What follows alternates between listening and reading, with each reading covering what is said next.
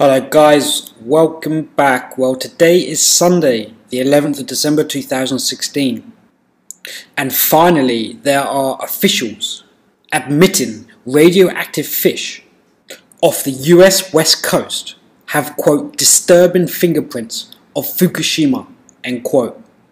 And this is on the Zero Hedge website, submitted by Mac Slavo via shtfplan.com. The entire Pacific coast of the United States, Canada and Mexico have been contaminated with radioactive particles from Fukushima.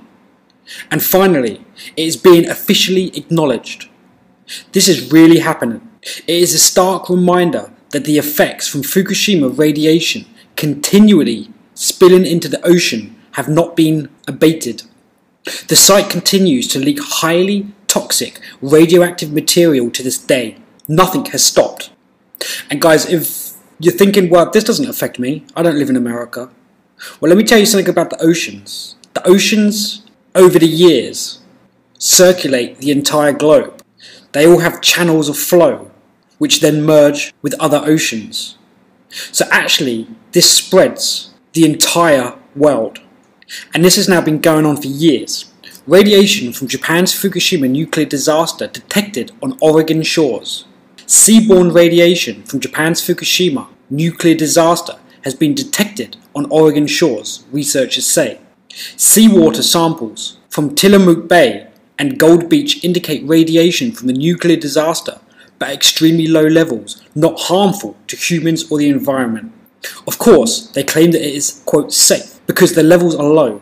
USA Today emphasized the ridiculously minuscule dose of radiation that, say, a swimmer would get on the beach, while admitted for the first time that those warning about the spreading radiation were in fact correct. Should we be worried about the Fukushima radiation? The levels are very low and shouldn't harm people eating fish from the west coast or swimming in the ocean, according to Ken Busela, a senior scientist at Woods Hole Oceanographic Institution. Cesium-134, the so-called fingerprint of Fukushima, was measured in seawater samples taken from the Tillamook Bay and Gold Beach in Oregon, according to researchers from the Woods Hole Oceanographic Institution. Of course, the idea that radiation was reaching California and the west coast, and that fish were being contaminated by Fukushima radiation from thousands of miles across the Pacific was considered, yet, quote, fake news, end quote, at the time. The alarmist cries of conspiracy theorists and hypochondriacs were just nonsense, gibberish, delusions and paranoia. Typical hyperbolic nonsense from people caught up in the echo chamber. And guys, you'll also be remembering that a lot of fish and whales and all sorts of things were washing up on the shores, yet scientists were, quote, unable to identify what was occurring. It's obvious that the radiation is killing everything inside of the ocean on the west coast. There's been independent guys that have been going down there with, I forget the name of the tool, Geiger meter or whatever it is that reads radioactive particles, are seeing increasing readings throughout the years. You're also having people who are actually divers and have been documenting the seabed for like the last 5 years, 10 years, and they have noticed that everything is dying off. But now it is an admitted fact that Fukushima radiation is impacting US shores. Sorry to ignore and deride your claims. Above group of deplorables. Turns out you were right, or at least onto something. The source in this story, as well as most of the other, quote, big, end quote, stories on Fukushima over the past several years, is Ken Busela from the Woods Hole Oceanographic Institution in Massachusetts. He has been a consistent and authoritative voice on Fukushima, sharply criticizing the government's role in ignoring the problem and shedding light on the vast ripple that the nuclear disaster has caused in the biggest of ponds. Regardless, the linear thinking about, quote, low levels and, quote, ignore the mountain scientific evidence about cumulative exposure to radioactive isotopes and other toxins and free radicals. What's interesting is how much different the same Ken Busela is portrayed in different mainstream media accounts, where sometimes only half of the message gets through. While the New Yorker pointed out the complexity of dealing with long-term health issues that could be connected to radiation via Ken's comments in 2015, quote, Is radioactive water worth worrying about? Whether any of this actually matters depends on whom you ask. Quote, there's a nuclear power side that's very quick to be dismissive and say, don't worry your pretty little heads. You're not in harm's way. End quote. Quote, Ken, a marine chemistry researcher and the organizer of Sampling Initiative, told me, quote, on the flip side are the people screaming, stay out of the Pacific, don't swim in Monterey, I'm going to move, tell your friends, this is a catastrophe, end quote. Quote, at the level detected in the Eucalypt, Ken has calculated you need to swim 6 hours a day for 1,000 years to get the radiation equivalent of a dental X-ray. The full impact of nuclear fallout, however, depends on more than becquerels, which merely count the number of times per second that an unstoppable atom somewhere in the sample fires off a particle. These particles are the differing amounts of energy with which they are ejected, have a wide range of effects on the body. We process cesium like an electrolyte, which means that it is diffused throughout the body and eventually excreted in urine. Half of the amount that is ingested is lost within a few months, which limits exposure. By contrast, strontium-90, another common component of nuclear waste, is a calcium-like, quote, bone seeker, end quote, that becomes concentrated in the skeleton and teeth. Since it stays there for years rather than months, even relatively low doses increase the risk of conditions such as bone cancer and leukemia. From a human health perspective, Ken sees potential strontium leak as far more worrying than a little cesium. So as far as nuclear waste goes, cesium-134 is not as bad as strontium-90. But that doesn't mean there are no harmful effects. And it doesn't mean that strontium isotopes aren't affecting the Pacific and West Coast as well, because it has been detected there, and more can be expected to be found. The biomagnification of the food chain, as low levels of radiation build up in lower life forms and in turn become consumed and often concentrated by higher life forms, will increase human exposure in ways that simple measures for exposure time simply do not account for. Its effects will be masked, but not impotent. What happens to a man and the environment when he is exposed to low levels of radiation over the decades and many years that make up his life? What about the impact on DNA through epigenetics? Science now know that gene expression is changed when it is exposed to dangerous materials in the body. The bluefin tuna that migrate from Japan to the west coast were found to contain radioactive particles. Again, via Ken, the mainstream media downplayed the risks, while alternative media sources sounded the alarm, something that shouldn't be happening, but is. All bluefin tuna off the west coast are radioactive. While the facts in the report remain the same, Forbes, among the other mainstream outlets, downplayed the perception of the problem and essentially given credence to that idea that there isn't a problem at all. And part of the downplaying stories were these two that follow. Fukushima radiation in the Pacific tuna is equal to 1/20th of a banana. And another disinformation article. Fukushima radiation may actually save bluefin tuna. And these were courtesy of Forbes. It wasn't until 2016, a full 5 years after the meltdown, that Japanese officials and in turn outlets like CBS News admitted there was indeed a cover-up and a concerted effort not to use branding and perception words like meltdown, even though one was underway. Fukushima meltdown apology. It was a cover-up. Latent diseases and disorders have a way of subtly cropping up, creating a silent genocide of worn-down people suffering from chronic diseases and inflammation that gives way to cancers, heart and brain diseases, autoimmune disorders and the like. That is the biggest risk that Fukushima still poses today. Ignored since after it happened in 2011, the authorities have finally officially acknowledged what they dared not admit since the cover-up began in the wake of the earthquake of the tsunami that crippled the nuclear power plant and began the long, slow poisoning of the Pacific Ocean and all the life that is sustained from it. This is a horror, and the mainstream media, as it is, with your interests above all others, has assured you that this ongoing disaster is nonetheless perfectly safe. Everything is fine. Back to your regular scheduled program. News report exposing cover-up of Fukushima proves conspiracy theorists right. And obviously this is a satellite image of the pollution radiating out of Fukushima And guys, this is the perfect time that I'm going to be reading out this document, which has been composed by Jim Stone.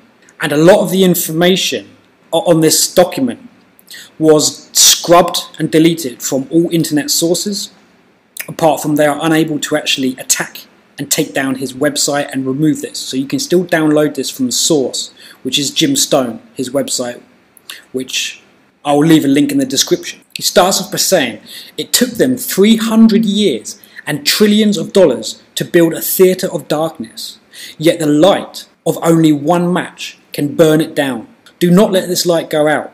Archive and post. 3/11 was Japan's 9/11. It's all documented, folks.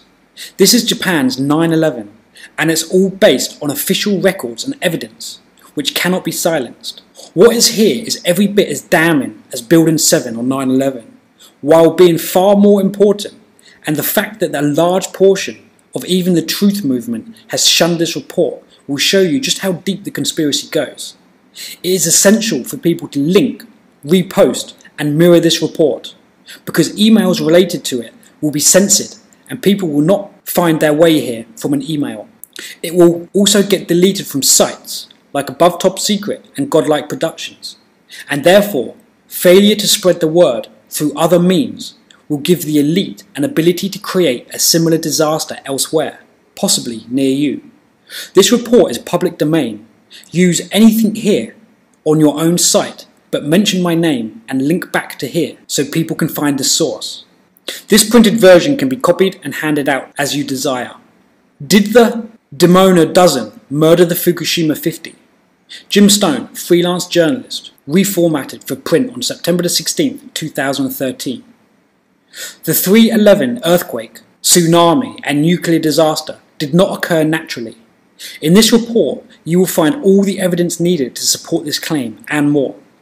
This is a vital report because it documents the dawning of a new type of environmental warfare in which advanced technologies are used to make unsuspecting populations believe their destruction occurred by the will of nature, thus leaving the destroyers in a position to demand governments stay silent while they perform the job of destroying or enslaving their populations to the will of the global elite.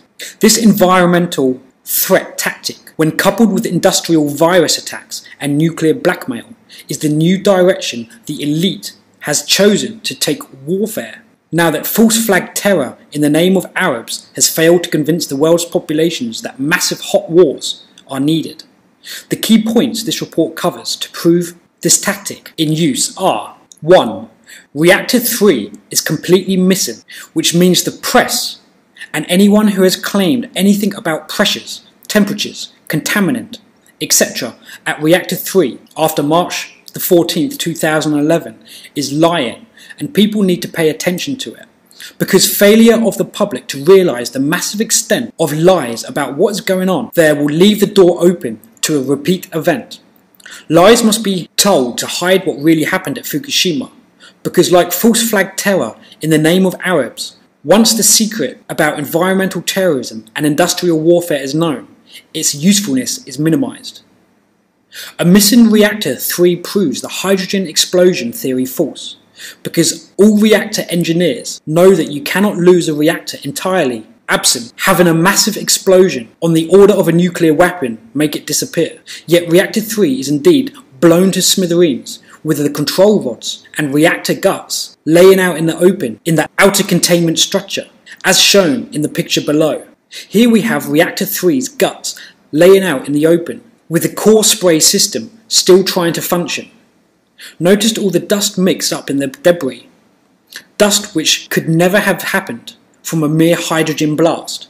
A large portion of this dust is reactor core material as indicated by its colour, and the rest is concrete. It is important to note that it takes a detonation supersonic explosion to create concrete into dust, and even under ideal conditions with a perfect oxygen-hydrogen mixture, an open-air hydrogen ignition never achieves the shockwave speed of detonation. The dust alone proves that something other than hydrogen did this. Number 2. Reactor 4 is Building 7, demolished by explosives. The biggest smoking gun proves the Fukushima disaster was in fact an act of war is the near mythically impossible destruction of Reactor 4, which imploded despite not having a core, and mysteriously as Building 7 fell on 9/11 despite never being hit by a plane.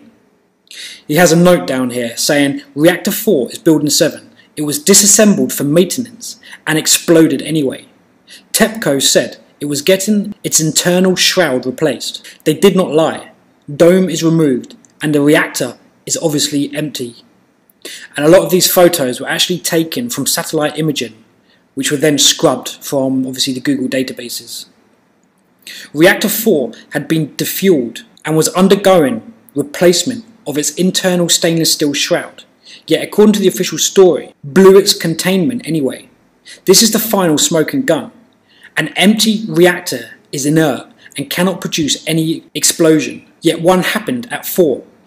That was so powerful it destroyed the structure, which had a frame consisting of solid steel columns, a minimum of 12 feet thick. The solid concrete and rebar walls on that frame, which were 4 feet thick, leaving it in danger of falling over.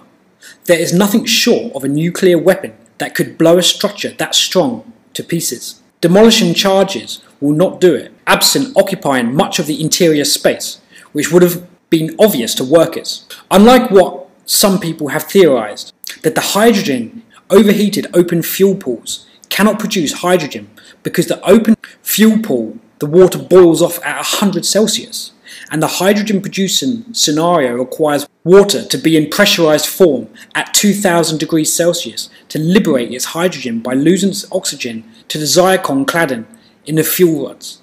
The entire hydrogen story needs the right environment to happen, and the environment requires temperatures of 2000 degrees Celsius, saturated steam, and thousands of psi inside a reactor to happen. This makes any explosion at Reactor 4, which was wide open and disassembled, flatly impossible. Knowing Reactor 4 could never have exploded because it was disassembled created a problem for the people fronting the environmental warfare scam, since it was impossible for Reactor 4 to explode while mothballed, a fact which would be easy for the public to grasp. An alternative explanation for the explosion at Reactor 4 was hatched by none other than Arnie Gunderson, who claimed a quote, prompt criticality, end quote, occurred in the fuel pool, which supposedly went off like a nuclear weapon. But the only few were the most ignorant in the population, because a nuclear weapon style, quote, prompt criticality, end quote, can happen only with nuclear material that is 70% enriched plutonium or 90% enriched uranium, and then only when a high precision explosive charge brings the material together in a calculated way at supersonic speeds. Even if the fuel in the pool was 90% enriched, the racks it is in and lacks of nuclear trigger to bring it all together correctly would have prevented any problem critically. Nuclear detonations are hard to accomplish, and they don't happen by accident. This report includes a background investigation by Arnie Gunderson, who is in fact not a nuclear expert of any sort, and proves he is a media fraud and paid government shill. Arnie has made a lot of money as a political tool and using the ignorance of nuclear topics in the general population to do damage to good people and firmly root the ability of the elite to carry out repeat attacks on facilities similar to Fukushima. This is accomplished by backstabbing the nuclear industry and pointing the finger in the wrong direction, away from the perpetrators. His consulting firm, quote, Fair Winds and Associates, end quote, was founded as a one-man show and remained that way for decades, with Arnie as the, quote, chief engineer, end quote, exaggerating and lying about his credentials, which was proven in my investigation of Arnie and Fair Winds. This investigation is included as an attachment to this report. Because Arnie's, quote, prompt criticality, end quote, was an easily proven fraud, and there was no way for Reactor 4 to explode, an alternative theory which involved backfeeding of hydrogen through a hard vent piping from Reactor 3 was hatched. Though hydrogen could have backfed from Reactor 3 in very small amounts under the most insanely poorly managed circumstances, the sheer force of the explosion at Reactor 4 alone proves the cause of that explosion was not hydrogen. Add to this the storyline that there was no power, no switches or relays creating sparks, and the hydrogen explosion theory becomes all the more ludicrous. It takes more than hydrogen to create an explosion. It takes an ignition source. And if we are to follow the official storyline about no power being available, the source of ignition simply did not exist in any of the 4 reactors. And here we have a couple of images, guys. This first arrow. This is the minivan I pasted on the containment wall. TEPCO stated that reactor 4 was defueled, had no core in it, and was undergoing replacement of the internal shroud. 1. The dome is in the service area with a jib from the service crane attached. You can look straight down the throat of the empty reactor. Something else blew this up. What did? This is Fukushima's Building 7, which collapsed at the World Trade Center on 9/11, even though nothing hit it. 3/11, 9/11, 4/11. See a pattern? And up over here, this hard vent stack is to get rid of hydrogen gas in an emergency. These were installed at the nuclear facilities after 3 Mile Island. Hydrogen did not cause these blasts. Here we have a large amount of fine concrete dust. Even when mixed with pure oxygen, hydrogen gas produces a non-ideal subsonic explosion.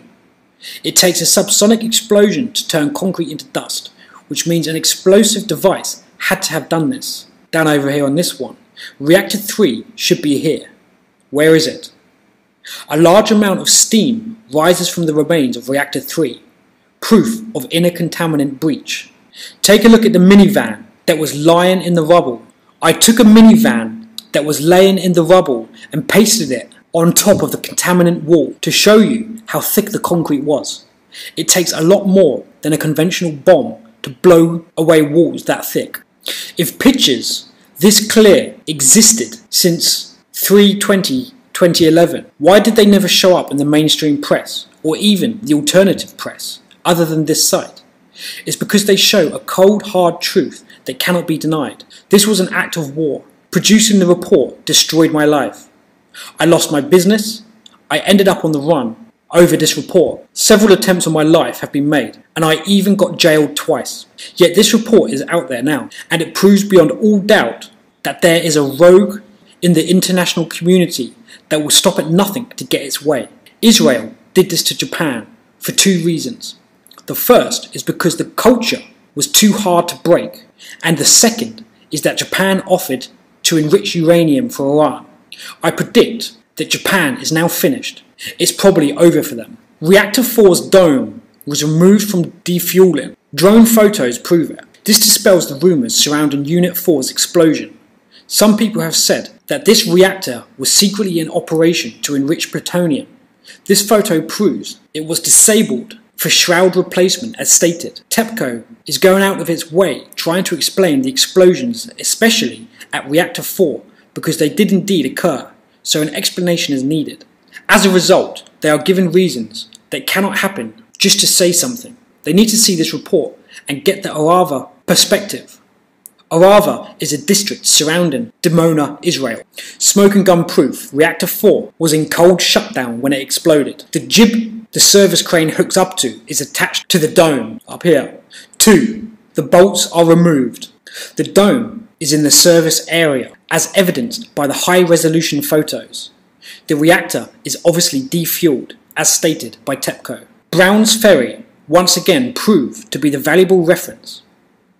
Here, Brown's Ferry, Unit 1 dome, sits in the maintenance area during refueling, with the bolts hanging loose. Like Building 7 on 9/11, if there was ever a way to prove Fukushima was an act of war and not an accident, Reactor 4 is it.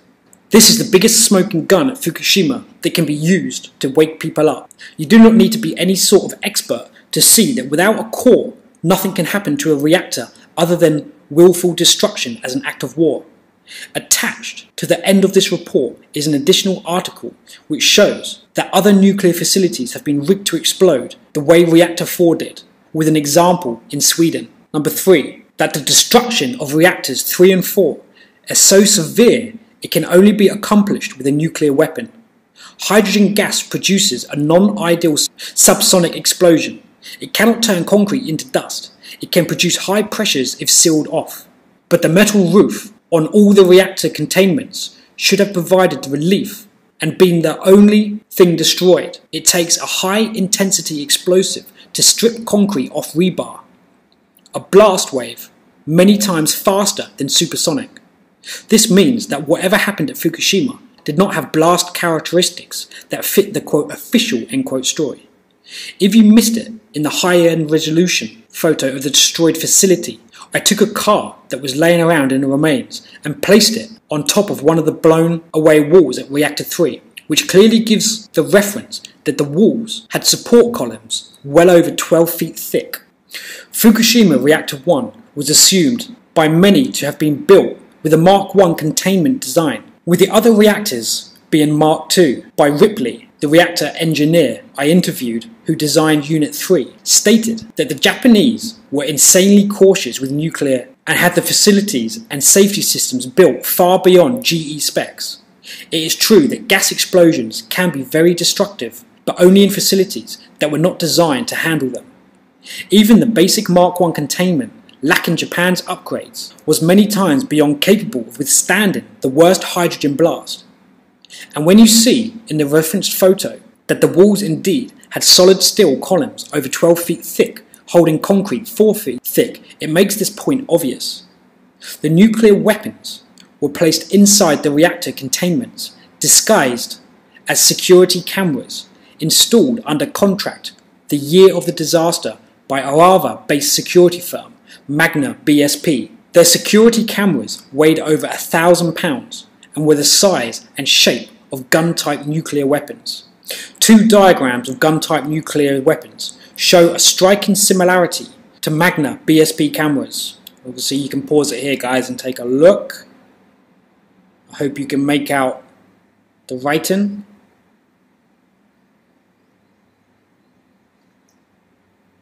Even at meltdown, a boiling water reactor cannot go critical like a nuke and will not explode. It just melts. The blast at Fukushima No. 3, which Israel firm Magna BSP secured with one of their cameras, bears a striking similarity to a nuclear weapon test. The reason Magna BSP gave for the odd shape, enormous weight and giant proportions of their cameras was that they were stereoscopic. A stereoscopic camera could be plausible at an airstrip where the camera would need depth perception of miles, but not indoors where focal lengths are short and the installation of one inside the inner containment of the Reactor 3 cannot be justified. Depth perception going out miles could also be accomplished with two separately mounted cameras weighing only a few pounds. The giant 1,000-pounder is a dead giveaway. Why this giant thing when smaller nukes are possible? Nuclear weapons always produce a certain amount of heat, and if a small design was used, it would be obvious the camera was warm, even when turned off and sitting on the shelf. This would cause questions to be asked, especially in a nuclear power facility. The enormous size and weight helped conceal the decay heat. The quake was not what we are told. In fact, the quake was a bold-faced lie, packing a political agenda. The proof goes beyond the linked Japanese chart. Please note the date listed at the top of this chart, linked at the end of this report, which contains all the seismic data from all reporting stations from the entire 3/11 earthquake, is the date of compilation. Japan has thousands of seismic stations run by numerous organizations, and they take time to merge into one final report. That is the date listed at the top of the linked compilation, March the 15th, and there is a shill out there who can't figure this out. A fact which should be obvious because the main seismogram in this report is dated and timed to the quake and is a match for the lower resolution seismograms in the large compilation. The online Fukushima report shows a video of what happened in the NHK newsroom during the quake. A few files fell over.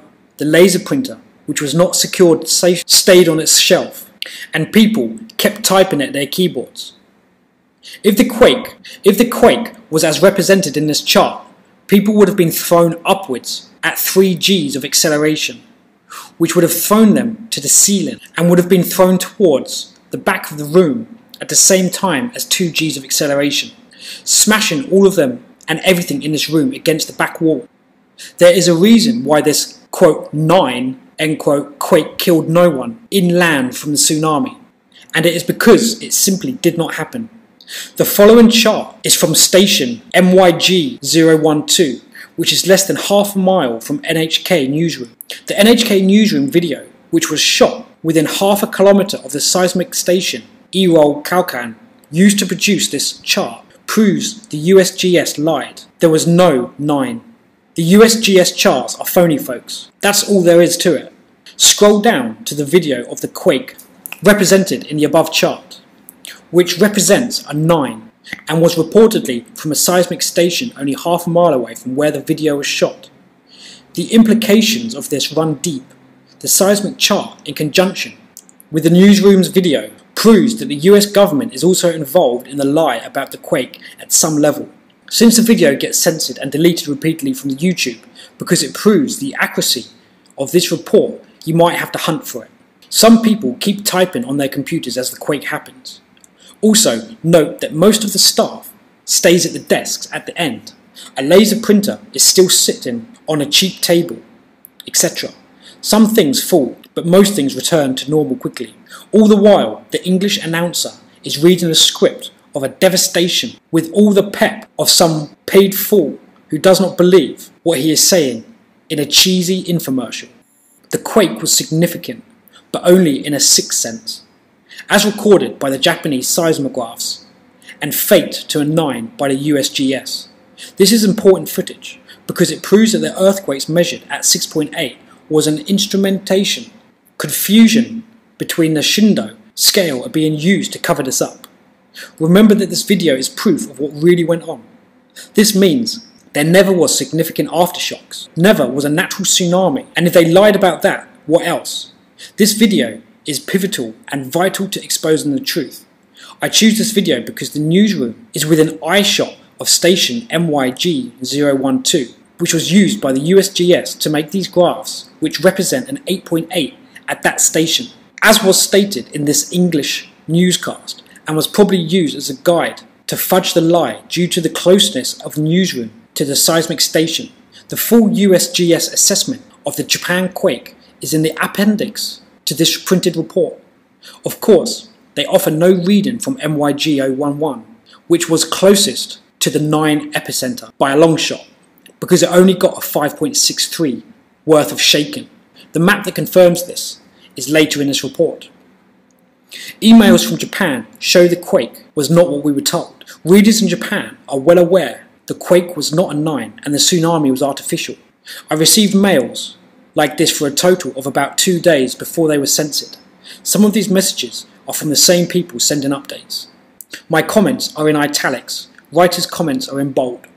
Initial quake was reported at 7.2 epicenter in near Tohoku. This is what Japanese on the street were reading on their cell phones just after the event. Within 24 hours, the magnitude was increased to 8.8, 8.9, and then 9.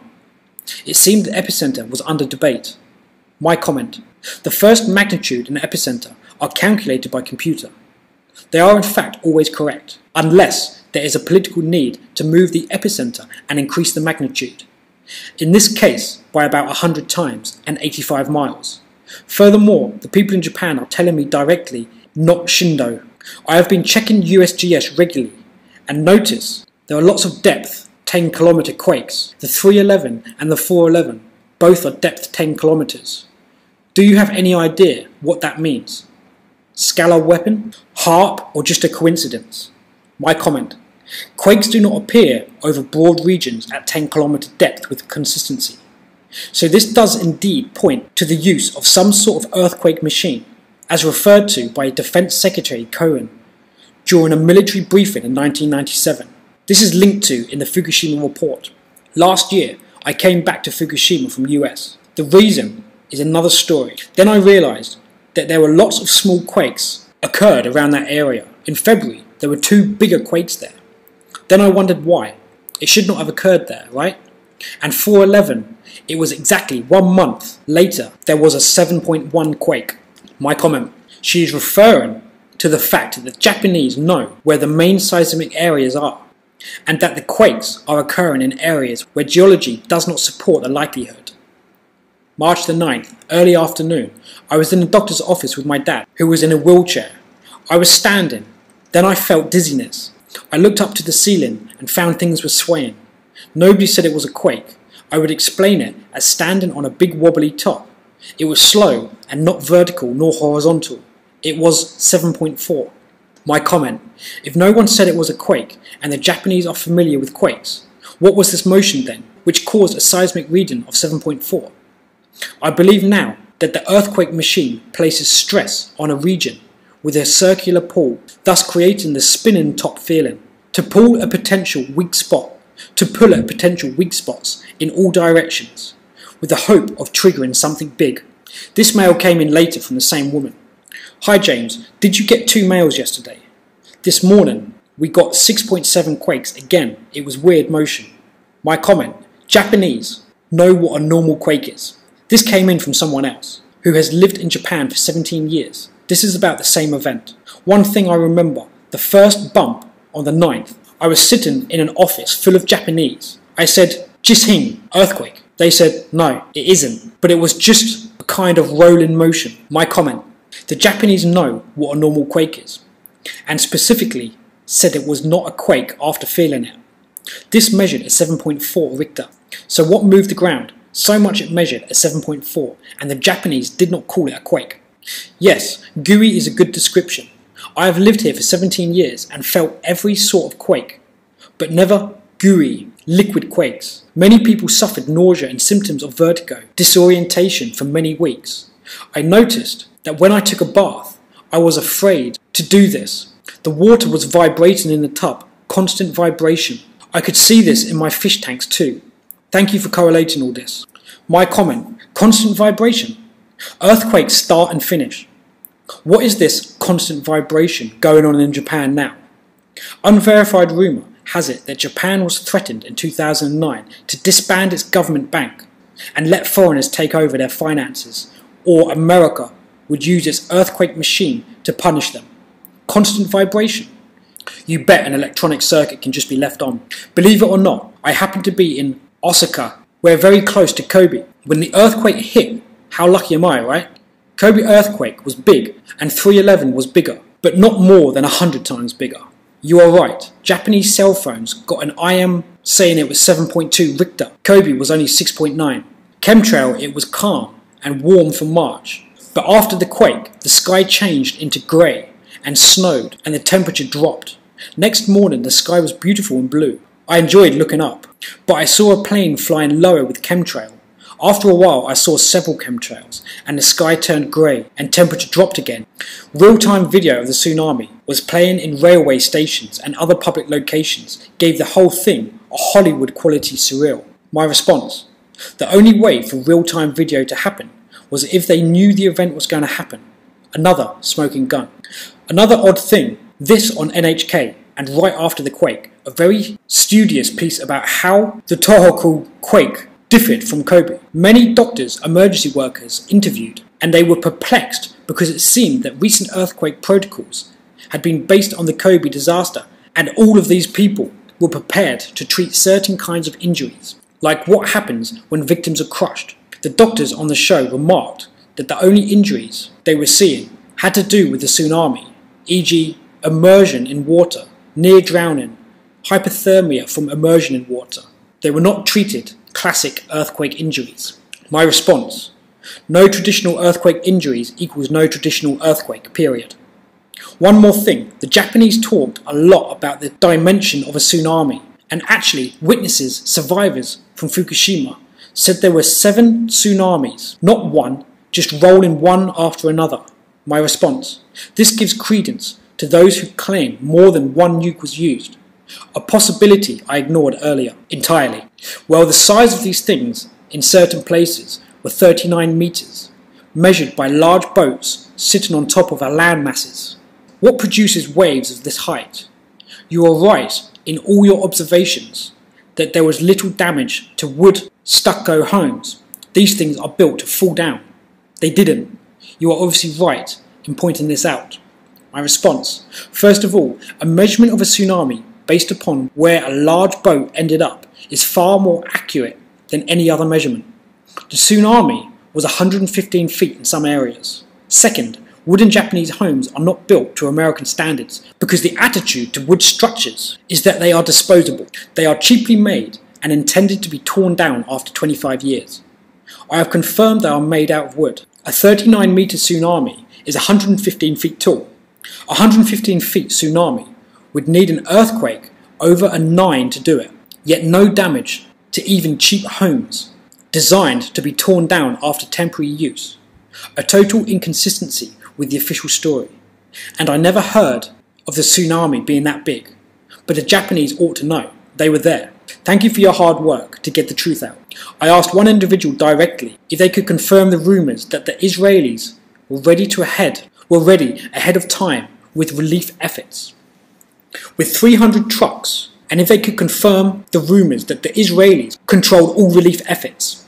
She said he noticed a strong Israeli presence, enough to appear, quote, very interesting, end quote, but could not confirm other points. Israelis, a big medical team, came with lots of equipment and went to the north. They left those equipments as a gift for evacuees. I thought it was very interesting, so I remembered it, but I didn't hear the 300 truck story. This following comment confirms my 3 seismograms, which show 2 quake events to the north, which she felt, and 1 to the south, which she did not. This is a pretty good proof that the quake was indeed not natural. All 3 peak readings were blamed on the same phony, quote, epicenter, end quote, by the USGS. For reference, see the seismograms in the Fukushima report. The one, it lasted more than 5 minutes. I timed it, so it is not how I felt. According to the mass media, there were 3 big quakes happened at the same time. I felt at least 2 peaks. My response: the seismograms ran for 6 minutes. 6 is a key elite number. I doubt it is a coincidence. 6 is unrealistically long for a natural quake, regardless of magnitude. I can tell you that when you get on a plane to go to CA on the 18th, the ground at the airport was liquid. Everything was moving. It took me 4 days in CA to recover my equilibrium. If that starts up again, I am out of here. Too creepy. By the way, there are clips on YouTube in which a local gaijin personality references conversation with a Japanese finance minister describes being threatened by the US with earthquakes. I would not assume this is purely an Israeli job, though Israel may be fronting it. There is the Iran question, but also Japan has been making reapproachments towards China for several years. The emperor is said to travel regularly to Beijing. I can think of lots of reasons the US would not want a strong Sino-Japanese alliance. In truth, both countries are scared shitless about a US default on debt. I can see why they would wish to consider how they might jointly respond to this. My friends and I have bet as to who will blow Israel off the map, and the smart money says China. Now the story develops. Interesting stuff. Quote, blowing Israeli off the map, end quote, would be counterproductive because it is merely a sock puppet of the Rothschilds. Ignore the puppet. Look towards the banking district of the City of London. I would bet Israeli behaviour would be a lot better if someone was not pulling their strings. My thanks to the people in Japan who sent me these emails. Certainly, there were more I never got. It blows me away to think such hard work would be done to stop the dissemination of a truth so essential. I challenge anyone to send me pictures of this quake showing me devastation in an area not hit by the tsunami. What everyone failed to notice: absolutely no quake damage on anything as a tsunami rolls in. This tsunami was nuclear. Our Illuminati, Zionist fascist, quote, perception management, end quote, press told no one about this crime scene. You can bet the Japanese government has a knife to its throat keeping it quiet. Writes on this image here: no damage to wooden homes. No quake damage to concrete. See anything other than a tsunami? Not the clearest frame, but still no quake damage. I ask you to ponder these images. If you are in doubt, look for quake damage. Why is there none? Not even a little. This was upgraded to a 9.1, folks. Yet it is obvious nothing happened along the coast of Japan until the tsunami arrived. Look at these pictures of the Kobe quake at 7.2. Japan is not earthquake proof. Their staff falls down like anyone else when the going gets rough. A 9 is at least a 7, 1,000 kilometers across. Look for other answers. You have been lied to. We always eat the lies, like 4 years old, forever trusting a parent to tell the truth. We need to grow up as a society and figure out that mummy just might be evil, and search for the lie in everything. Why on earth would they lie about even this? All we have, all the pictures are tsunami damage. Let's see pictures of a quake damage. Images of the Kobe quake lay the scam bare and prove a cold hard reality. Even with excellent construction, Japanese buildings will fall down during a serious earthquake. There is nothing magical about Japanese buildings that make them capable of surviving a 9. And the fact that nothing collapses in Sendai proves the quake did not happen, as stated by the USGS or Zionist media. The only honesty came from the Japanese seismograms, which proves something is seriously amiss in the political sphere. Japanese seismologists have possession of the records and reported the truth, yet even the Japanese media is not telling the truth to the Japanese people. And obviously, guys, this is a 7 earthquake.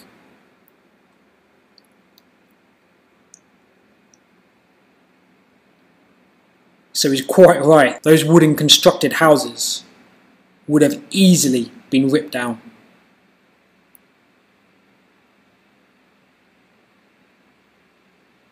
These photos of Kobe say it all. Why, with a quake well over 100 times as large, did nothing? Answer: the quake as presented is a lie. Try to find a photo of seismic damage in Sendai. I challenge you. Try to find it in any of the coastal cities as little as 25 miles from the epicenter.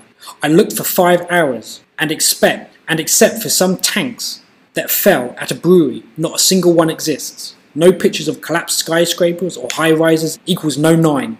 I'm just going to skip a few pages over to this one because it's a very long document. So we'll go straight over to, I honestly believe Japan is being held a nuclear hostage. It all makes sense. Japan offers to enrich uranium for Israelis, Great Satan, Iran. 1A. Updated information indicates that Japan was being held under threat to hand over trillions of yen to the World Bank and refused. I now believe that this was the primary motivation behind why the quake was perpetrated and Fukushima was destroyed. The Zionists wanted to prove to Japan just how dirty they would be if Japan did not pay a ransom so high it would effectively enslave the Japanese people. And shortly after the disaster, Japan suddenly announced a huge payment to the World Bank to, quote, end world poverty, end quote, out of the blue. Good people they are, those Japanese, to destroy their economic future with such a voluntary action. 2. Immediately, Israel sets up front companies masquerading as security companies, and one of them succeeds in getting a security contract at a Japanese nuclear facility.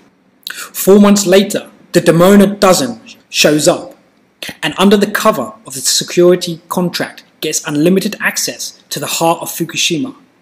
They plant the virus, instill real cameras outside the facility, and functional poorly disguised nuke cameras inside the facility. In addition to this, they install an unauthorized data connection to allow control of all the guts of the facility via the virus. They admitted to this connection, as discussed later on this page. 3. After installing Stuxnet and the nukes, they scram. 4. Israel waits for one of the many natural quakes in Japan to provide cover for the tsunami bomb, and they already have it at the bottom of the Japanese trench. VLF communications are established with a bomb to penetrate the water. David in Dimona gets seismic reading from Japan, 6.67 in progress. Boom! New evidence shows the quake most likely was not natural. Tsunami comes in. Swamps, Stuxnet, infected power plant, direct video feed from legitimate cameras, security company installed gets a David via totally unauthorized channel. And David knows just when to cut the generators off.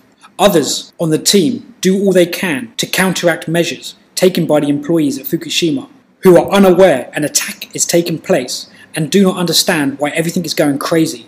5. Israeli Prime Minister calls Japan and says, take that for offering help to Iran. And you know, there are 5 more nukes in the ocean off the coast of Japan, and we are going to set these off and destroy your coastal cities if you do not forget that 6.67 and say it was a 9 to cover for the tsunami effects.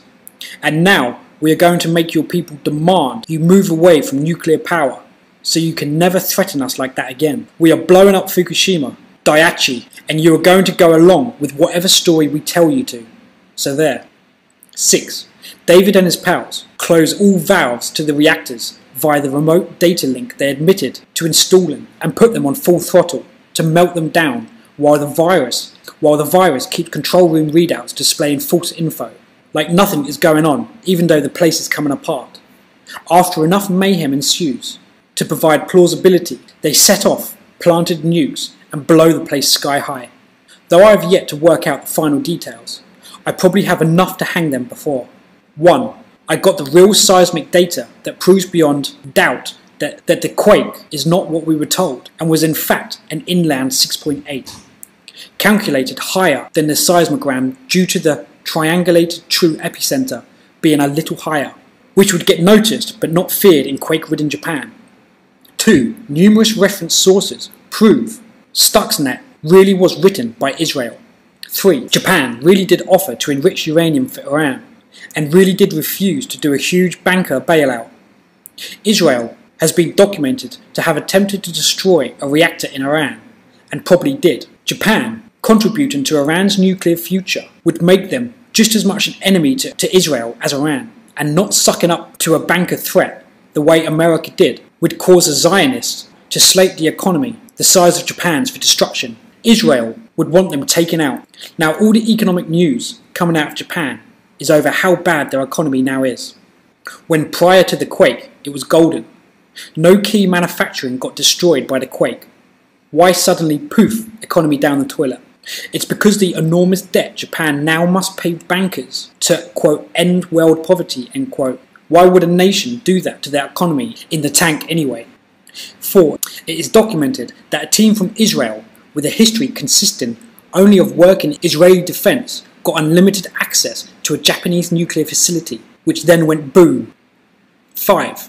Reactor 4 had been defueled and proven disassembled, and therefore no explosion there was possible. What should have happened at Reactor 4? If anything at all, the fuel pools should have melted down and caught fire once the water boiled off from lack of recirculation at worst, and badly contaminated the containment structure. Nothing else. No explosions. Nothing else. Reactor 4 is Building 7, period. Why did an explosion there happen that was so severe it blew the outer containment walls 4 feet thick and inner containment walls that were much thicker? Reactor 4 is reportedly now in danger of falling over. How? 6. The Japanese government is going along with the story of a scientifically proven false 9. There is a reason, and my guess is that Israel made threats to wipe out Japanese coastal cities with additional tsunamis if the government of Japan speaks a word of what went on. There should be no reason for the Japanese to go along with this other than to continued threat. Is it not interesting this quake reportedly happened at the bottom of the Japanese trench, which does not produce significant quakes, and would be perfect for hiding an atomic bomb blast. If detonated at the bottom of the Japanese trench, a nuke could create an empty underwater dome of completely displaced water 6 kilometers tall and 12 kilometers across without ever breaching the surface. That would produce an epic tsunami, all the while surface effects remained, for the most part, hidden, with absolutely no scientific quake damage in Sendai. A very large megaton range subsea nuclear detonation remains the best explanation for the tsunami. Is the Department of Homeland Security trying to keep American industries and nuclear facilities in the dark about Stuxnet? After Fukushima fell victim to unwary operators, I would think such a conference would be a top priority here. The genie is out of the bottle. It is a fact that the writers of Stuxnet intend to use it, so cancelling a well-researched conference about the vulnerabilities of the Siemens SCADA system to Stuxnet in the name of, quote, keeping hackers from getting info, end quote, seems to me like an effort to keep the threat alive. Ignore the fluff at the beginning and read about, quote, takedown con, end quote, summary near the bottom. This is serious. NSS researchers' presentation at TakedownCon security conference cancelled at the 11th hour. Researchers cancelled SCADA hacking presentation after Department of Homeland Security ICS CERT and Siemens raised concerns. May the 19th, 2011. And this is the area he was describing. About TakedownCon. TakedownCon is a new technical IT security conference series that provides advanced, highly technical research, presentations, and training to accomplished information security professionals. Developed by EC Council, it debuts in 2011 with 2 conferences in Dallas and Las Vegas.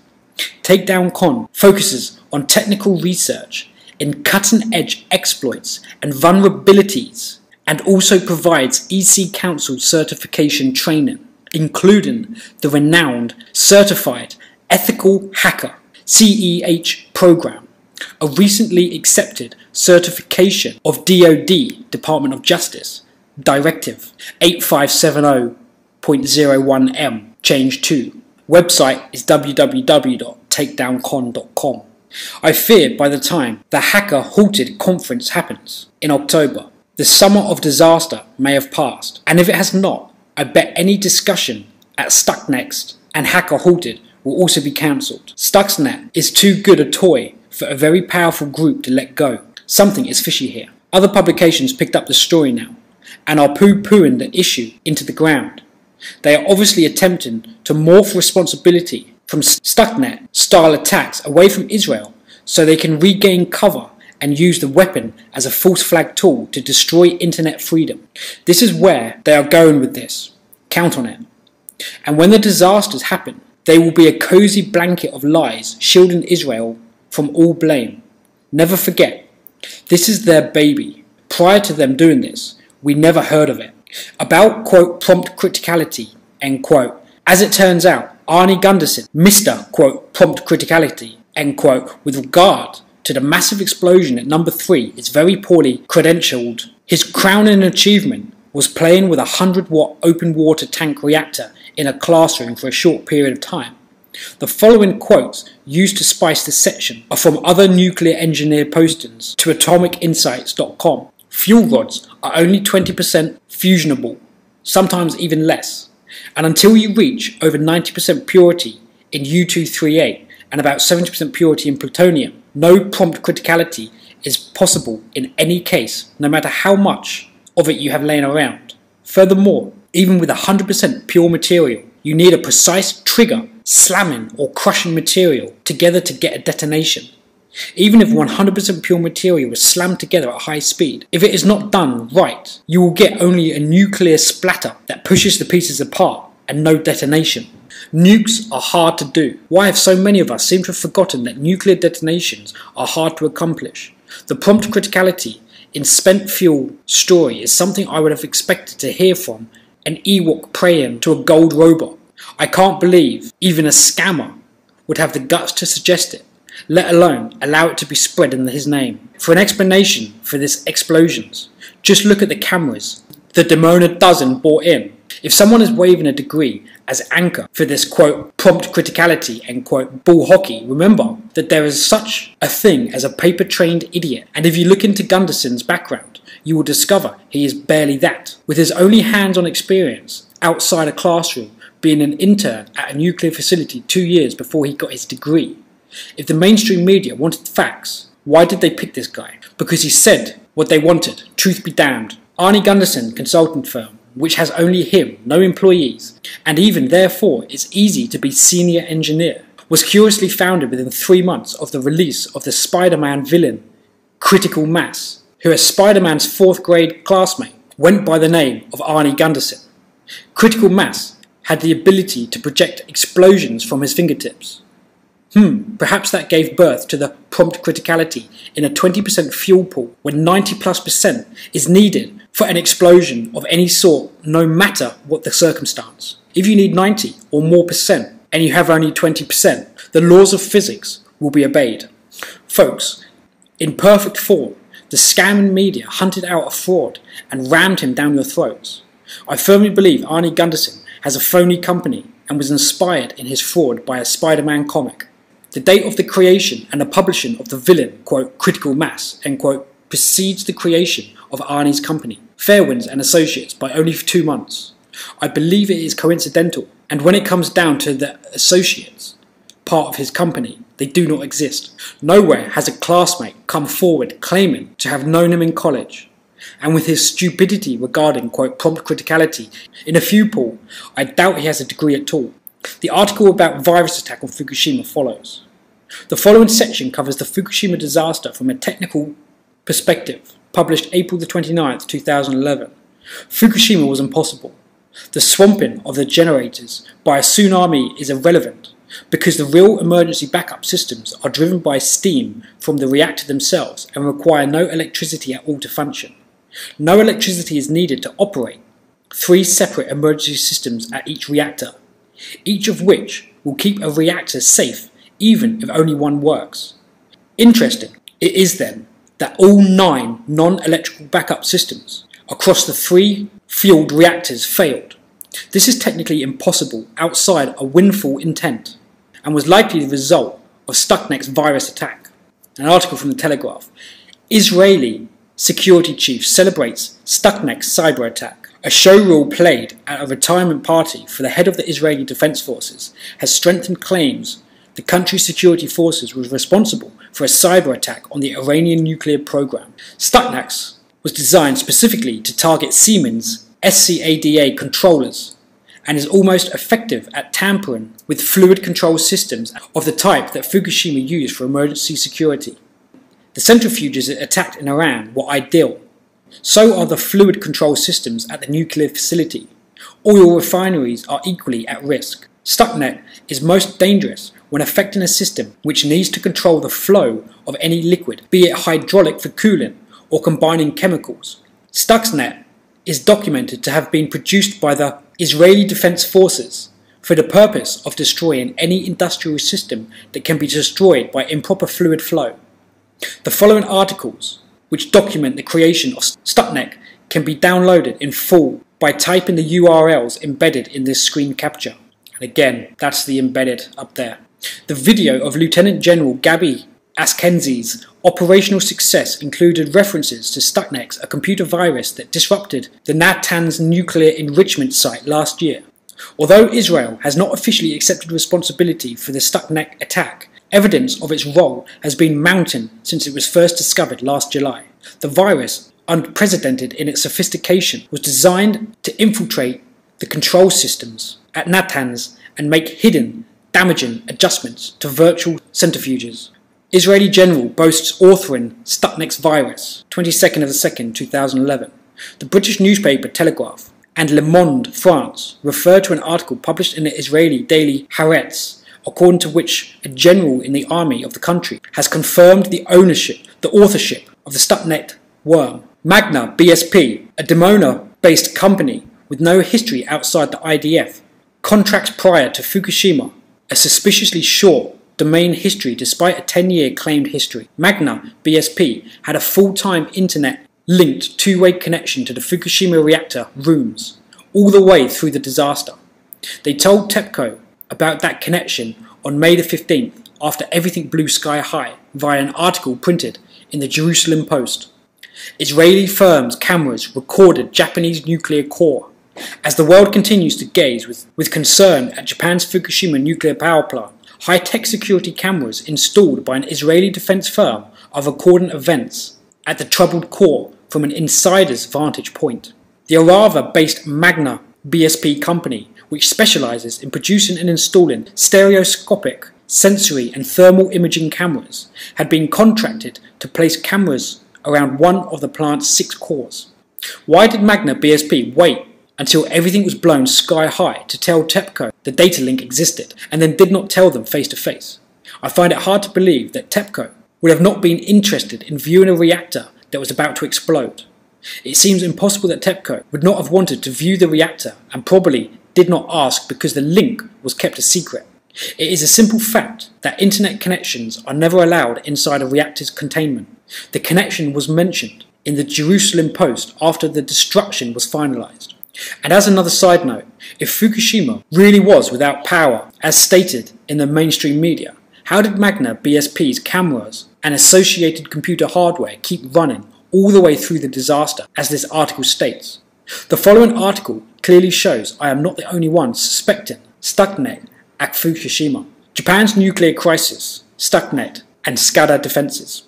March the 20th, 2011.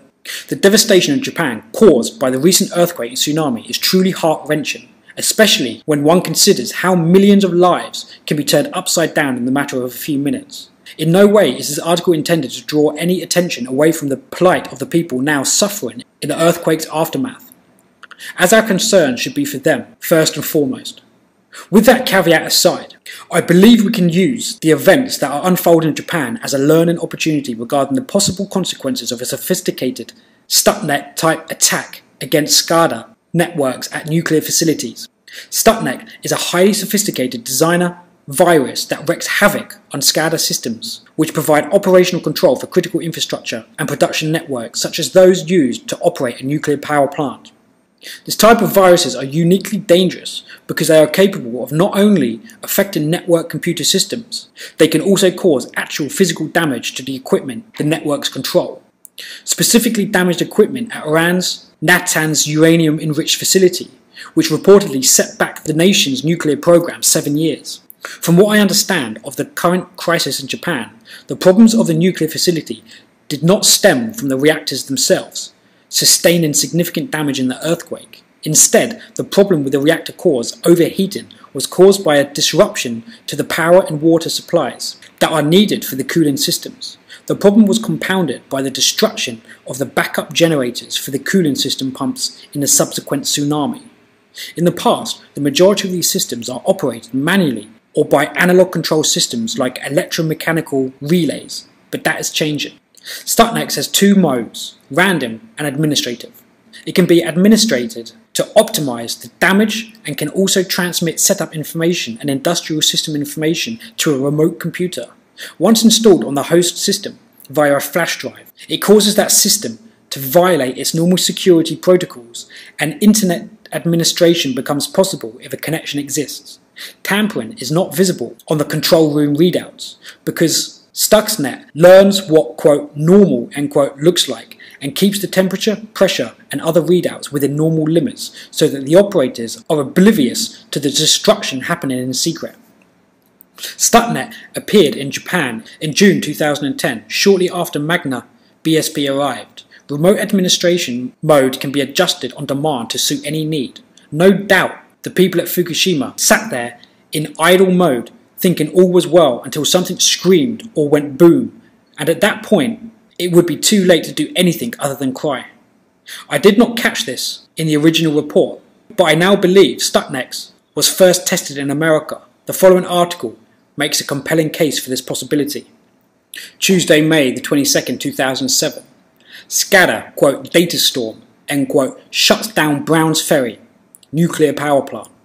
As one commentator so adaptly stated recently, paraphrased, unlike the majority of humanity, submariners must run towards danger as quickly as possible. While it is in human nature to scatter in the face of danger, submariners understand better than most that everything, mission success, preservation of the platform and of course crew lives, depends upon quite the reverse. See the actual quote in the note below.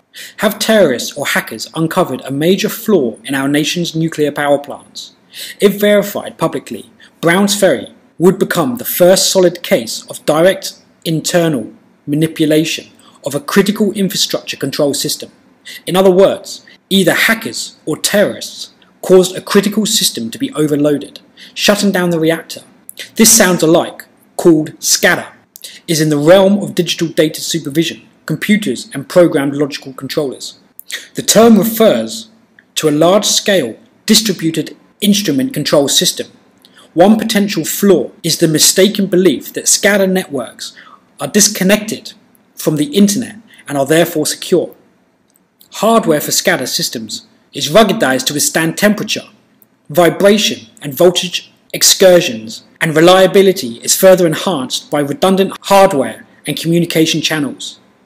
The calculated mean time before system failure and such high reliable systems is commonly measured in centuries, not years. This incident happened in August of 2006 at Unit 3. Has our mainstream US press been AWOL? Here is more, published Monday the 21st of May 2007, from our neighbours in the UK. It seems that the US House of Representatives Committee on Homeland Security called this week for the Nuclear Regulators Commission, the NRC, to further investigate the cause of excessive network traffic that shut down an Alabama nuclear plant. If you're like me, you probably believe Alabama is part of the US, not the UK. Someone is in deep doo-doo.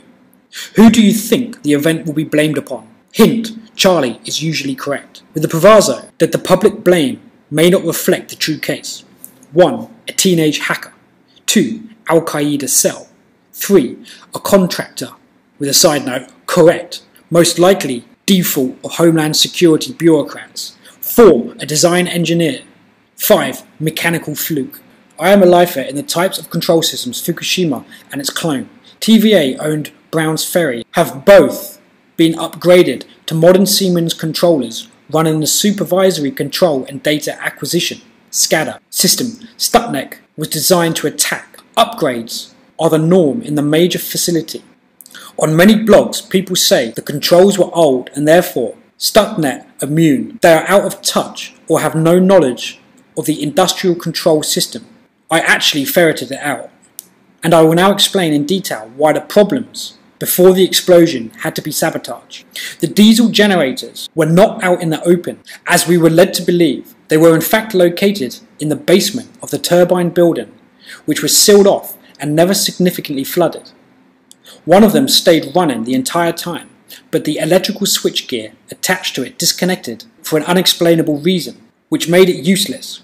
Each of the backup generators at Fukushima were capable of running 14,000 households each, which means they had to be over 10 megawatts each.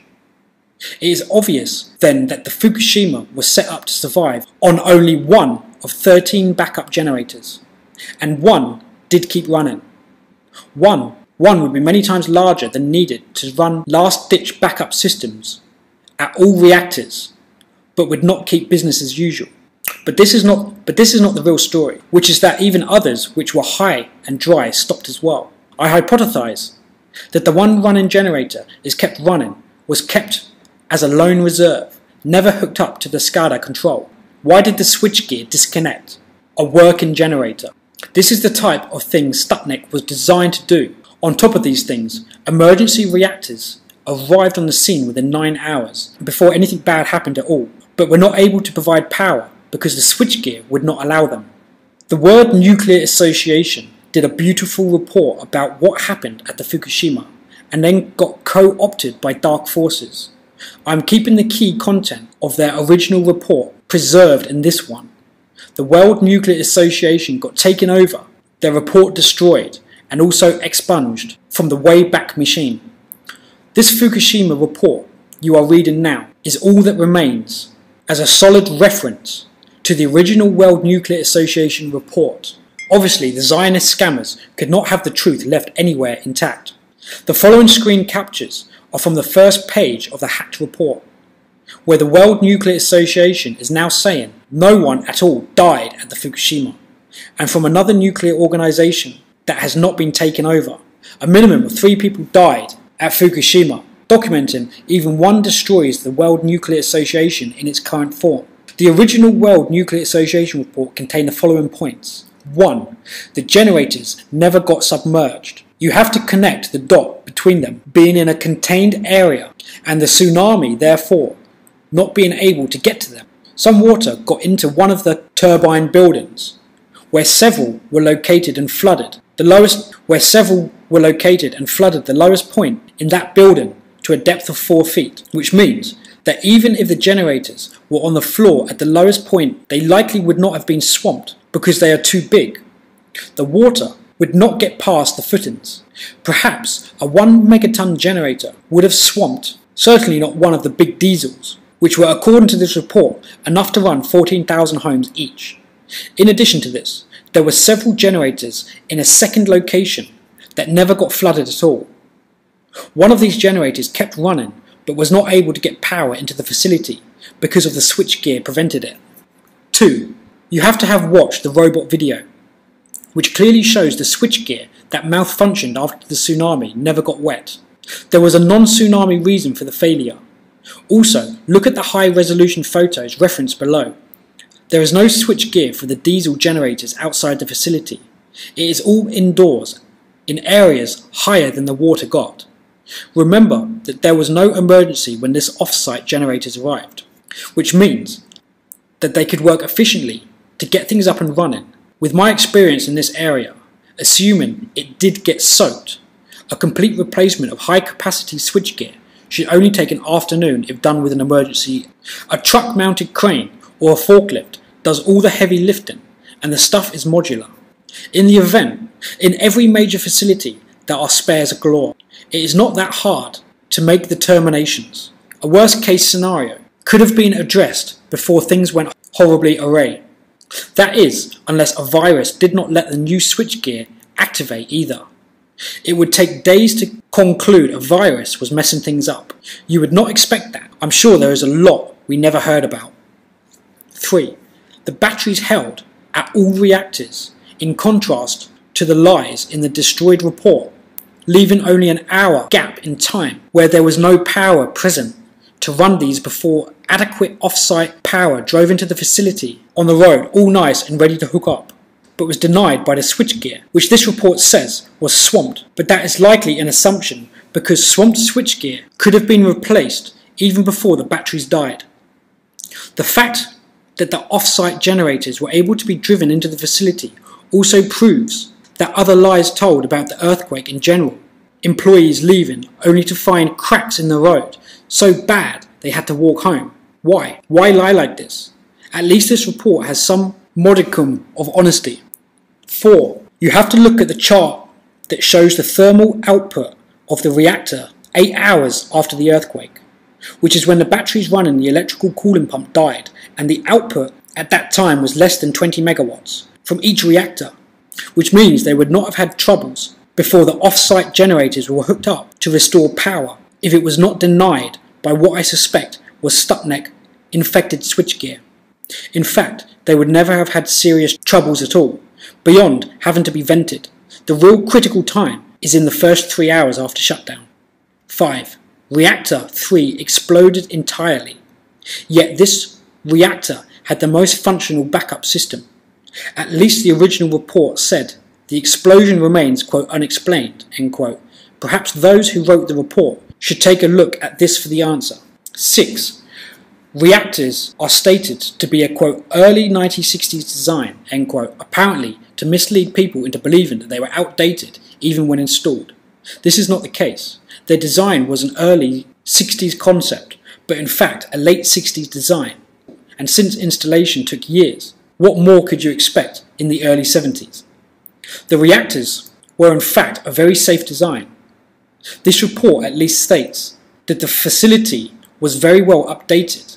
Identical reactors at TVA-owned Browns Ferry have been certified safe and licensed to operate through the year 2035. These reactors were also converted over to run the Siemens SCADA system.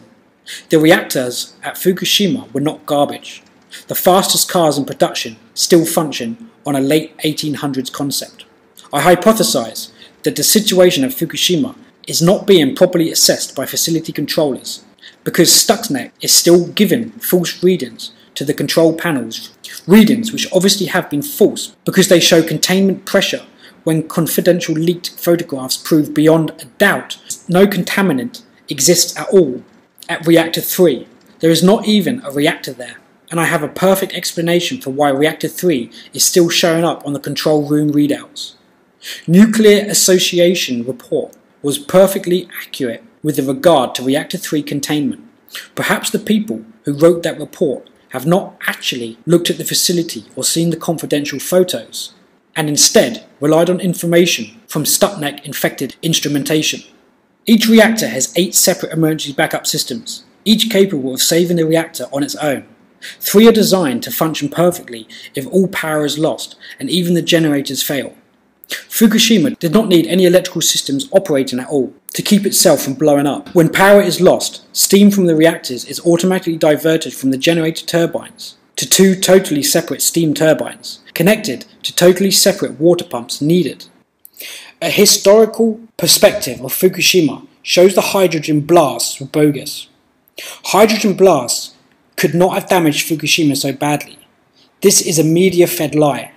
So over here, the crane rails provide a fixed reference that would remain the same despite Japanese enhancements to the facility. Japan had these built stronger than the specs, so the concrete went higher than the standard diagram. From the position of the crane rails, we can determine that the top portion of the reactor at Unit 3 is completely gone. The reality is corroborated by other photos included in the original Fukushima report. Crane rails have to be here, which means a lot of the top of the structure is gone. Top of the reactor. According to Israel News sources, the cameras were placed inside this chamber. Reactor 3 is beyond all doubt completely gone. That cannot happen by accident.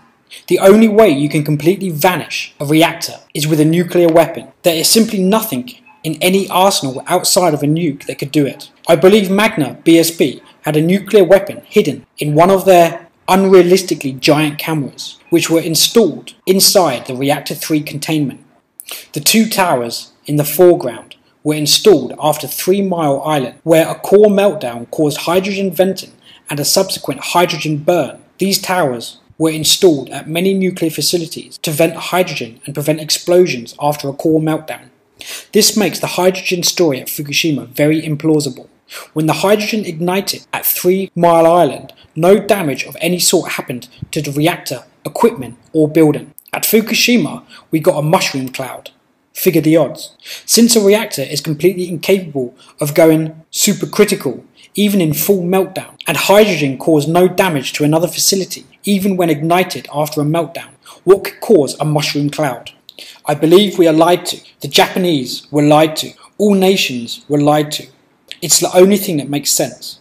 The liars are the same people who own the media, which is fairly well understood as a lie factory. If you go to war, control of information is everything. It is so evident what happened here, but most people believe Osama died in 2011. The obvious slips past most people. We were lied to about Fukushima and will continue to be lied to. 3 Mile Island sits in the evidence pool against what we have been told about Fukushima. History does matter.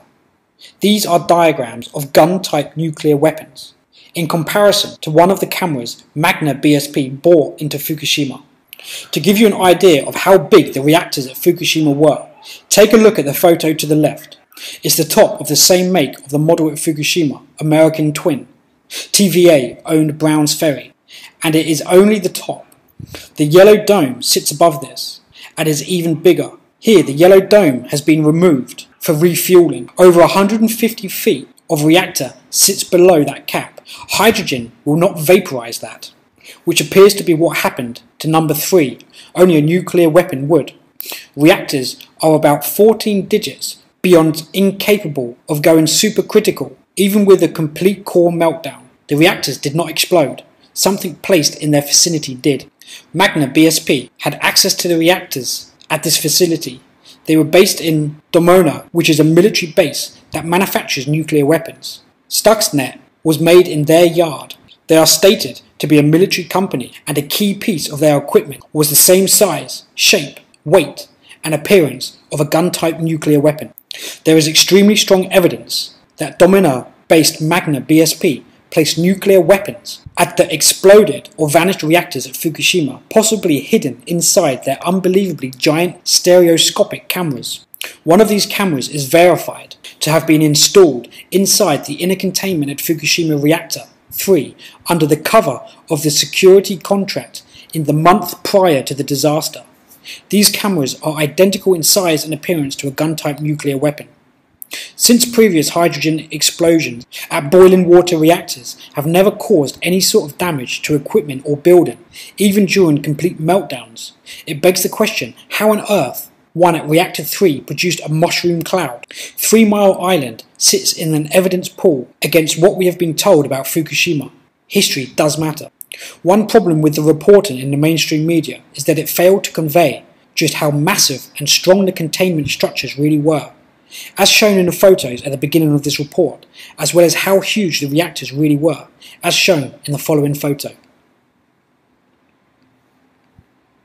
A hydrogen explosion would not damage this reactor and would only blow the sheet metal off the steel-framed roof in the surface area above it, if it even did that. At 3 Mile Island, the hydrogen ignition did nothing at all. It just scared employees. Another thing the reporting failed to convey is the gravity of the disaster.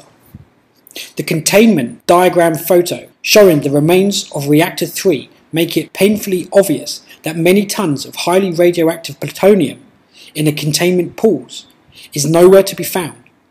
The entire floor they were on is completely gone. That was a lot more than a hydrogen blast, and as a result, there are thousands of pounds of plutonium scattered everywhere. The lies regarding this topic seem to be never ending, yet occasionally, even now, a little truth gets through the cracks. One such truth came from a form of a slip-up, where a problem with one of the hydrogen vent stacks, which made the hydrogen explosions flatly impossible, triggered the NHK report that said they could not approach the stack to repair it because radiation readings in the area were at strong 10 full sieverts an hour, a level so high it would only be possible if Reactor 3 did expel its core, as I have stated right from the beginning. 10 sieverts per hour is an insanely high reading, which means that death is virtually assured with very little exposure. No one can fix that stack. It is staying the way it is because any worker who approached it to even look at it would die trying. This means that the main debris fields for Reactor 3, there are positively no workers at all. If there are people walking around at Fukushima, they can only be on the east side of the turbine building or some other place far away and well shielded from Reactor 3. Many people remember the movie The Day After, where radiation sickness killed people over the course of a few weeks. The radiation level at that hard vent stack over 2 years after the explosion at Reactor 3 is still at 10 sieverts an hour, over 1,000 times stronger than what was in The Day After.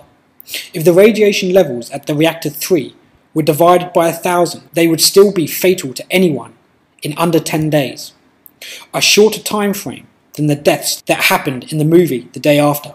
And NHK is talking gamma.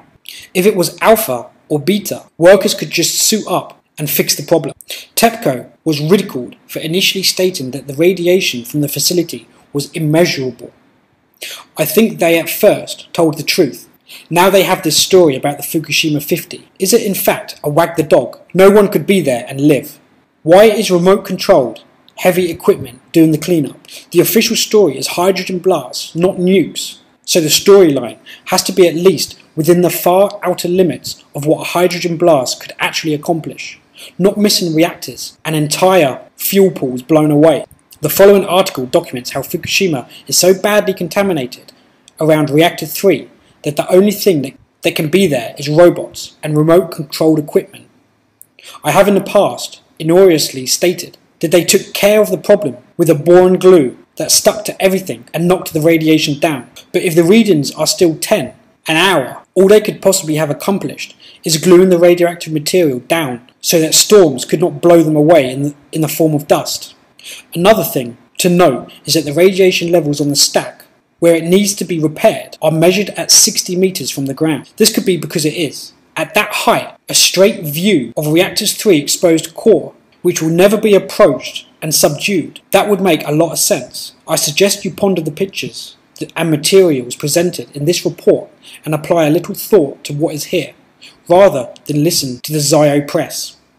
The following report documents the remote control cleanup at Fukushima, and don't miss where they talk about having to boost the ability of the remote control systems to allow them to be used from 2 kilometers away. Spooky stuff, yes indeed. Fukushima Daiichi workers cleared debris by remote control, 2011, April the 11th. Remotely controlled construction machinery rolled into the site of the stricken Fukushima Daiichi nuclear power plant last week to help clear roads and passages of radioactive debris, the plant's operator said Monday. The effects of the magnitude 9 earthquake, a tsunami estimated at around 15 meters high, and 2 hydrogen explosions in reactor buildings have left the Fukushima Daiichi site covered in rubble and debris, according to images released by Tokyo Electric Power, TEPCO. Some of the debris has high levels of radioactivity, complicating its removal and the movement of workers around the site. The machinery consisted of an excavator and transporter, each equipped with a remote control system. Cameras were mounted on each piece of equipment. TEPCO set an additional 6 cameras around areas where work would take place. The entire operation was managed by the mobile control room, where staff could watch videos from the cameras and manipulate the machinery, said Hiro Hashigawa, a spokesman for the electric utility.